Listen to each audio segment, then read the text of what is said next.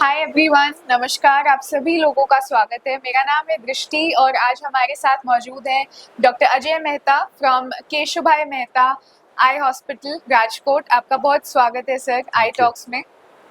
Sir हमें बताने वाले हैं कैटरैक्ट यानी मोतियाबिंद के बारे में, जिसे आई एम श्योर आप सभी लोग वाकिफ होंगे और हमारे आसपास काफ़ी लोग इससे जूझ रहे हैं। आइए जानते हैं इसके बारे में, ये क्या है और इसके क्या प्रमुख कारण हो सकते हैं और इसे हम कैसे ठीक कर सकते हैं। सर बढ़ते हैं हमारे सवाल की तरफ।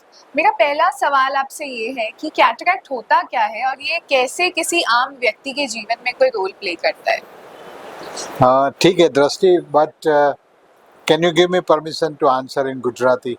Sure sir, as you like, definitely. Okay, તો મોતિયા એ આંખની અંદરનો લેન્સ છે એ જ્યારે અપારદર્શક થઈ જાય, જે નાની ઉંમરે ચોખ્ખો હોય એને મોતિયો કહેવામાં આવે છે.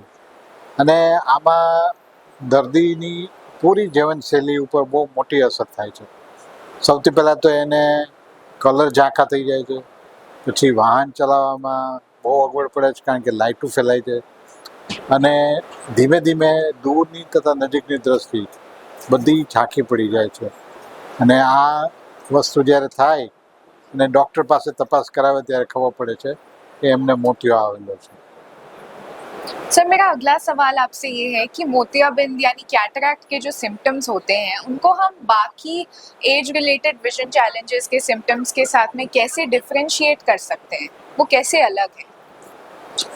હા, મોતિયા બિંદુનો જે સાઇન્સ એન્ડ સિમ્ટમ્સ છે તે બીજી બીમારીથી એ રીતના ફરક પડે છે કે બહુ ધીમે ધીમે દર્દીને ઝાંખપ વધે છે.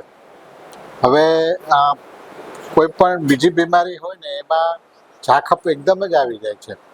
પેશન્ટને જલ્દી એમ લાગે કે આ રાતોરાત શું થઈ ગયું. ત્યારે મોતિયાબિંદુમાં તો ઘણીવાર 3 મહિના, 6 મહિના, વરસ નીકળી જાય છે. અને મેં પહેલાં જેમ જણાવ્યું તેમ કલર ઝાંખા થઈ જાય, દૂરના દ્રશ્યો બધા ઝાંખા પડવા માંડે, અને એ જ દુનિયા જે પહેલાં હતી તેના કરતાં અલગ દેખાવા માંડે છે. તો આ રીતના આપણને ખબર પડે છે, पेशेंट ने खबर पड़े છે કે મોતિયો આવી ગયો છે. तो अगर इसके लिए हम कुछ लाइफस्टाइल चेंजेस या फिर प्रिवेंटिव मेजर्स की बात कर सकते हैं जिससे हम इन्हें रोक सकते हैं या फिर थोड़ा डिले कर सकते हैं, वो क्या हो सकते हैं? આ મોતિયાની બીમારી મોટા ભાગે તો મોટી ઉંમરના લોકોમાં જ આવે છે. એટલે લાઈફસ્ટાઈલ ચેન્જ નાની ઉંમરની વ્યક્તિ જો કરે, જેમ કે કોઈ વ્યક્તિને ડાયાબિટીસ હોય તો નિયમિત કસરત, સારો આહાર અને ડાયાબિટીસનું કંટ્રોલ, તો પછી મોતિયાને આપણે મોડો કરી શકીએ છીએ.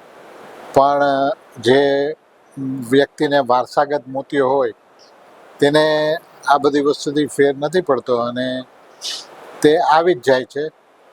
પણ હવે આગળ આપણે એના ઈલાજની પણ પછી વાત કરી છે. जैसा कि हम सभी जानते हैं सर कि कैटरैक्ट के लिए काफ़ी सारे सर्जरी ट्रीटमेंट्स अवेलेबल हैं, तो उसके रिस्क और बेनिफिट्स क्या हो सकते हैं?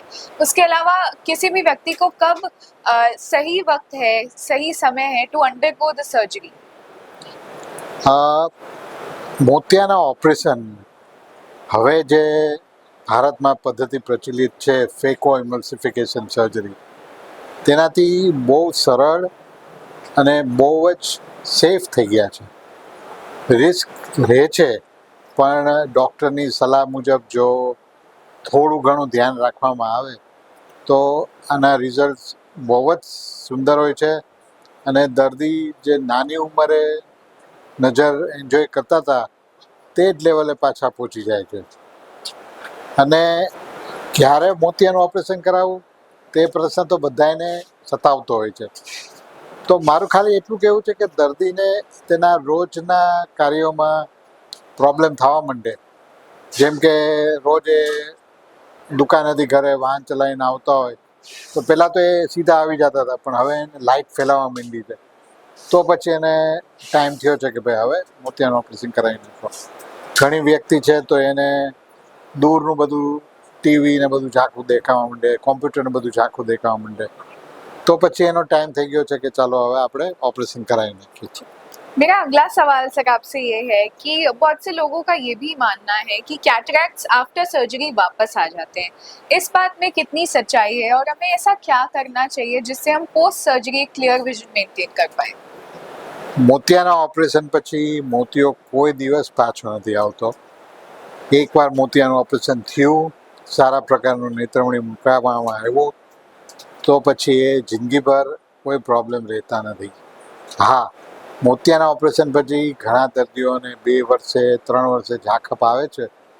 તો આ ઝાંખપનું કારણ છારી હોય છે અને એ છારી યાગ લેઝર નામના મશીનથી સાફ કરવામાં આવે છે અને પેશન્ટની બધી જ દ્રષ્ટિ પાછી આવી જાય છે. ઉંમરના લીધે બીજા ઘણા બધા આંખમાં ચેન્જીસ આવતા હોય છે. માટે જો મોતિયાના ઓપરેશન પછી દર્દીને ઝાંખપ લાગે તો એને આંખના ડૉક્ટર પાસે ફરીથી જઈ અને પાછું ચેકઅપ કરાવવું જોઈએ, તો આપણને બધા કારણ પાછા મળી શકે.